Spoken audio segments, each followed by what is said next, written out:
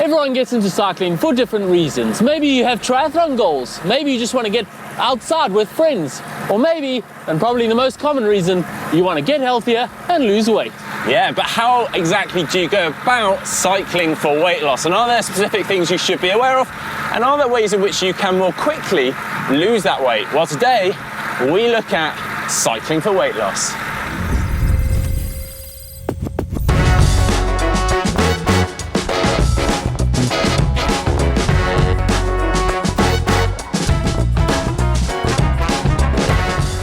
Weight loss is a big part of getting healthy and fit. Everyone has an optimal weight, and let's be honest, maintaining that optimal weight can be a challenge. Perhaps you've let yourself go a bit and are looking to get healthier, or perhaps you've set yourself a goal that you want to be lighter for. Cycling is a great tool to help you get there. So let's look at how best to use cycling to lose weight.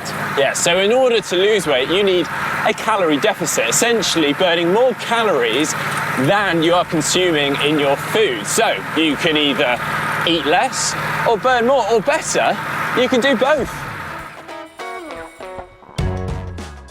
Before we go any further, let's take a look at calorie balance. Now, the less you eat, the more weight you will lose, of course, but you need to eat to survive. The trick here is to only eat what you actually need, to eat enough carbs, protein, fat, and nutrients without any of the what they call empty calories. That is the cookies, the desserts, the snacks, and dare I say it, the alcoholic beverages. When it comes to reducing your calorie intake, small steps are best. Cutting out entire meals will leave you hungry and binging later on in the day. Rather, reduce your portion size in your meals and cut out all those snacks in between so you can keep it sustainable but reduce your overall calorie intake. On the other end of the scale is calorie burning. Now, to be clear, we are always burning calories whether we're exercising or not, but obviously exercise, such as cycling, will burn more calories and increase that overall daily total, which will lead to that desired weight loss that we're after. Now, it's very important to note that calorie deficit shouldn't be too big. We want to keep that fairly small, in the region of 300 to 400 calories daily. Any more than that is just unsustainable and can lead to fatigue, hormone imbalances, and even muscle breakdown as our body tries to sustain itself. So why is cycling such a great tool for weight loss? Well, firstly, it's mostly non-weight bearing. This means that your body weight is, for the most part, supported while you exercise. And this means it reduces the impact, which reduces the injury risk, especially if you're carrying a little extra weight.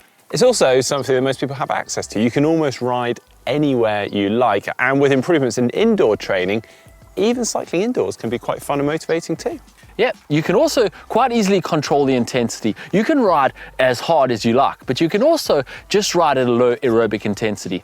And intensity is something we need to discuss a little bit further. Yeah, you may have heard that low intensity exercise burns more fat. And that is true.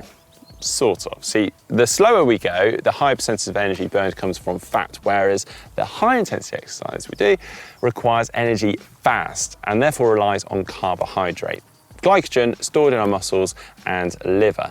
But interestingly, we have something called our fat max point, which is essentially the point at which we are burning the most fat we can. Go any slower or faster than that, and we burn less fat. Yeah, but exercise, especially for weight loss, is not actually about burning fat.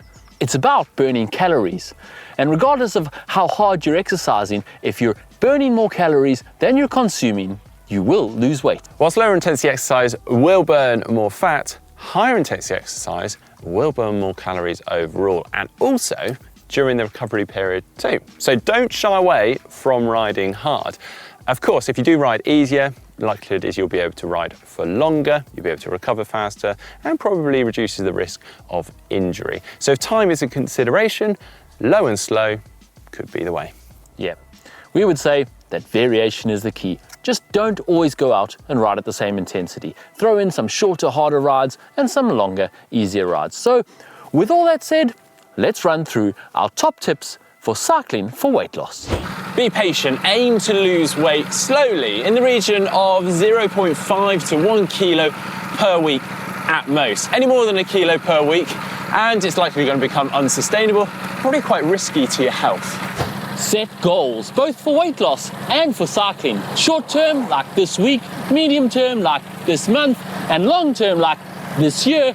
Goals can help you keep motivated to reach your goals.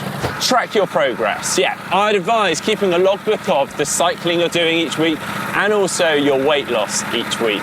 Now, a very important note here is that naturally your weight will fluctuate a fair bit due to hydration levels, electrolyte balance, and hormonal balance in ladies, which is why it's important to keep this logbook, because if you and when you do have that one off or bad day, you can refer to your logbook and see your progress and quite quickly understand that it's probably just down to water retention or something like that. Eat for training, not just weight loss. What you eat before, during, and after your training can make a big difference to how well you can do your cycles. There is no point going out for a ride completely depleted so that you feel lousy and cut it short. You're far better off eating something before and during your ride so that you can go longer and ultimately burn more calories. Similarly, after training, don't go and raid the fridge and completely pig out, but do eat something so that you're well recovered for your next ride so you can do it well. Allow yourselves treats and rest days. Cycling for weight loss should be consistent and sustainable, and that is very important. This should be a lifestyle change that you feel you can maintain. You aren't suddenly becoming a monk that has to forego all luxuries of life and all treats. If you feel you need a day off the bike, have a day off the bike. If you want a treat, have a treat, and that is very important.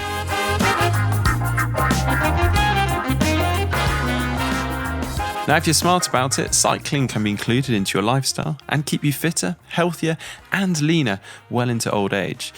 Do leave your comments on how cycling may have helped you in the comment section down below. We'd love to hear your plans and if this video has helped you.